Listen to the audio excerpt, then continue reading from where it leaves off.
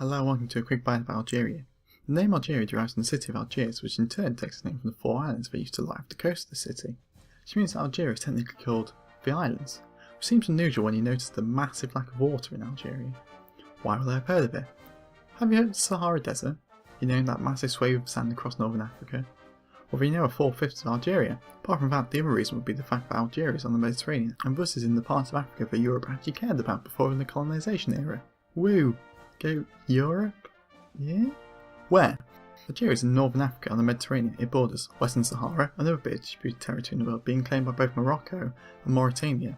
Mauritania, Niger, the Mediterranean, Libya, Tunisia, Mali and Morocco.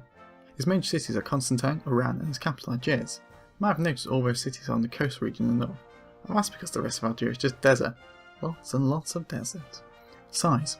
Algeria is 2,381,741 square kilometres, meaning it is the largest country in Africa, ever since Sudan split up, and the 10th largest in the world. You might have heard before that Africa is much larger than maps suggest, pesky projections. Well, Algeria's size might help you understand that. Algeria is roughly the same size as Georgia, South Carolina, North Carolina, Tennessee, Kentucky, West Virginia, Indiana, Ohio, Maine, Washington DC, Delaware, Rhode Island, Connecticut, Massachusetts, New York, Wisconsin, Alabama, Michigan, New Hampshire, Vermont, Mississippi, Maryland, New Jersey, Illinois, Pennsylvania and Florida together. Or in other words, the whole of America east of the Mississippi River. Roughly 39 million Algerians live in Algeria, meaning it's the 34th most populous country in the world. What can I buy? This is the dinar, derived from the Roman denarius. Each dinar used to be divided into 100 centimes, but the centime is now defunct. Algeria's main exports are crude oil, natural gas, and refined oil. A quick-ish history. Human activity has been traced back 1.8 million years in Algeria, with stone tools and cave paintings. The first time Algerians were referenced in history is through the Berbers, who had probably lived in the region since 4000 BC. The name Berber was a Roman term for the indigenous people of northern Africa, who lacked a written language and so were commonly overlooked in European history. Woo, go Europe again? By 800 BC the Berbers were the great neighbouring Carthage, who eventually expanded into Algeria. However, in 146 BC Carthage, after their numerous wars with the Romans, were destroyed, and so Berber influence in the region grew again, forming the Numidian kingdom. Of course, this being the Mediterranean all, the Romans conquered the region in AD 24. Their control lasted until the 5th century when the displaced Vandals attacked and settled. The Byzantines then took over control in 534, bringing it back under Roman control. The rapid spread of Islam meant that by the 8th century the whole of northern Africa was under Islamic control. However, when the Caliph moved their capital to Baghdad, the influence exerted of Algeria weakened, until it was effectively separate. Following this, the region came under successive control of the Fatimids, then the Almoravids, and then the Almohads, before succumbing to the Ottomans.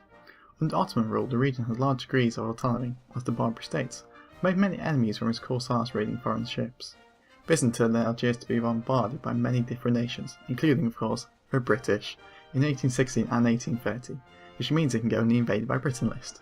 Before this, Britain had been open war with Algiers in 1671, and during World War II, Britain invaded Algeria as part of Operation Torch to take over Vichy-controlled Morocco and Algeria.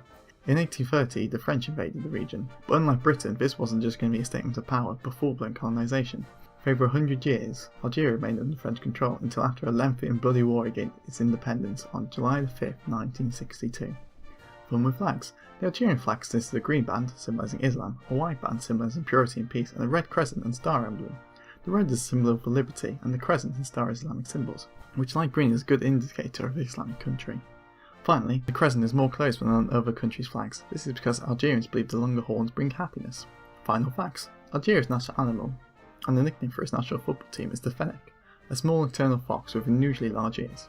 It is in fact the smallest species of fox, weighing as little as 0.7 kilograms. Thanks for watching. See you next time.